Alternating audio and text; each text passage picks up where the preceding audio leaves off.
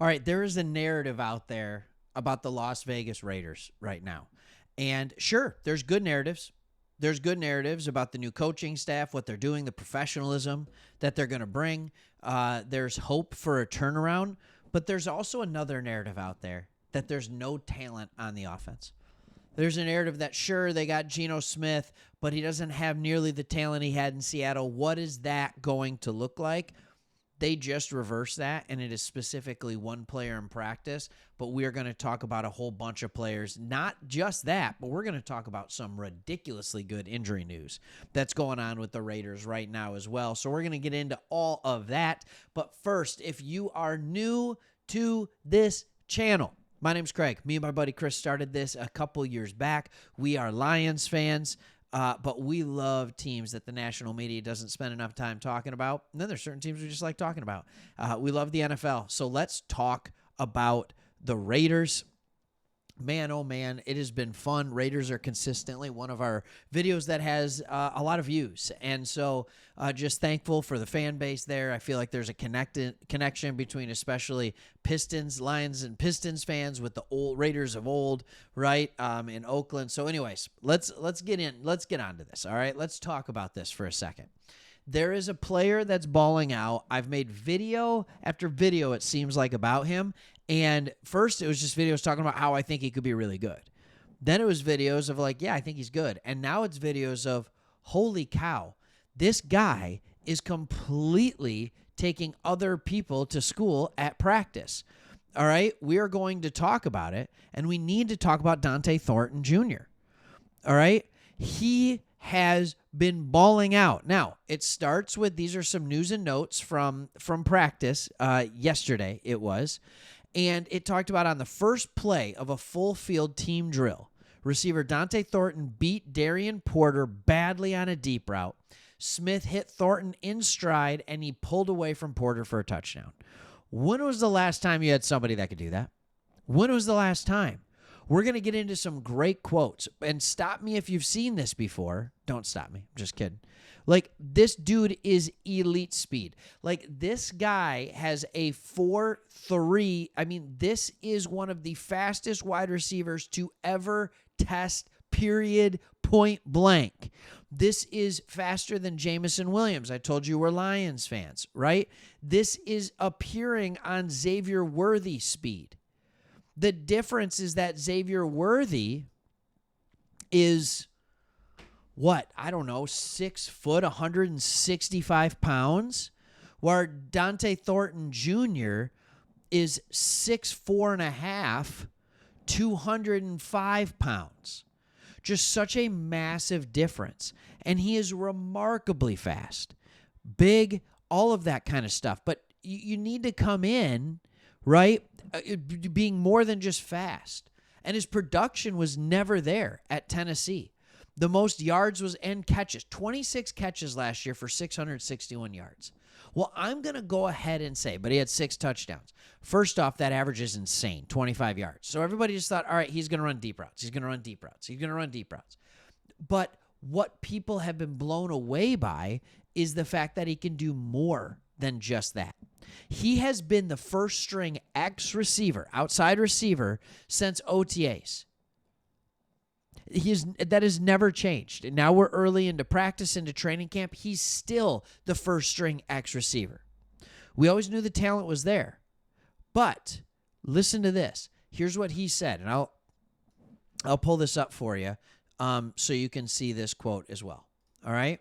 He said, my whole college career, and especially going into this previous draft process, the biggest knock on me was that I wasn't a true route runner when it comes to intermediate and medium routes. This is what he said.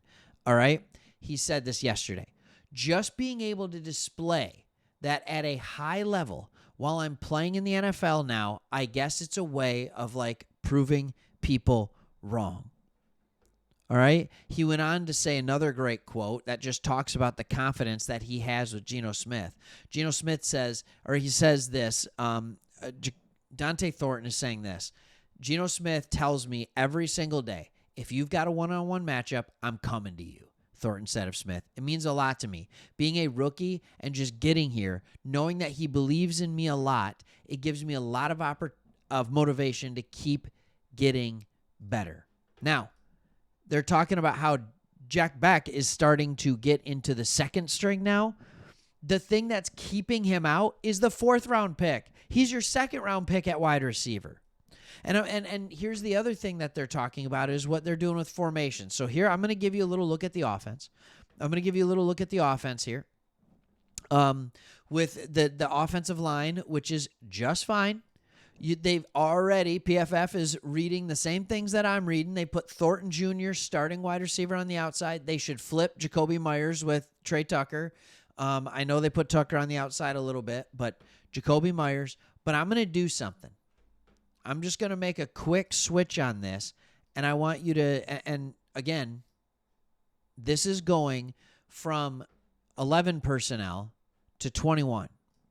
And now all of a sudden you have 2 tight ends. So now it's Michael Mayer and it's Brock Bowers. Yes, Michael Mayer, who made nice with the current coaching staff after some weird stuff. This will be Jacoby Myers. This will be Thornton. Then you got Gino Smith, who, by the way, was rated the number 9 quarterback by PFF last year, and Ashton Jeanty with a solid offensive line. I don't want to hear any more talk about how this offense doesn't have weapons. They have a top 5 fastest wide receiver in the NFL in Thornton Jr., and it looks like they're going to give him every possible opportunity to win a starting job. They have one of the most reliable wide receivers in the NFL in Jacoby Myers. Think about that. One of the most reliable receivers, consistently a top 30 pass catcher in the NFL. Truly, he has been. When you look at what he does, it has been really pretty remarkable. All right, he is a good player in Jacoby Myers. I'm always amazed by that. And this is a guy who has put up a large amount of yards each year, in and year out. So you have that. Then what you also have is you have what is now going to be one of the fastest wide receivers in the NFL, one of the most reliable wide receivers in the NFL. Then you have the all-around best tight end threat as a wide receiver in the NFL. Yes, Brock Bowers is number 1, hands down. Number 1, hands down. It is not Travis Kelce anymore. It's not Kittle. It is Brock Bowers. And then you put in a guy that has what is arguably coming out of college, what is one of the best centers of gravity we have ever seen in Ashton Jeanty. By the way, he's already showing off pass catching chops in practice. So, yeah, I don't want to hear anymore that the Raiders don't have the talent. They have the talent on the offensive side to compete, and I can't wait to watch and see it. And then they have a guy with Gino Smith who has talent around him, and he just makes good decisions. Like, he just gets people the ball in good positions, and you'll see him be able to throw the ball deep. I think one of the other telling things about that was that Thornton Jr. got space. Smith hit him. Like, this is fantastic. And so it's a bad narrative that there's no weapons on this offense. Sure, you could have said that at the beginning of last year. Can't say it anymore. The running back room is set. The tight end room is set. The offensive line is pretty much set. You might be able to use a little help in some spots, but it's pretty much set. The wide receiver room, work in progress, but definitely better. Excited. All right, thanks for watching. See you on the next one.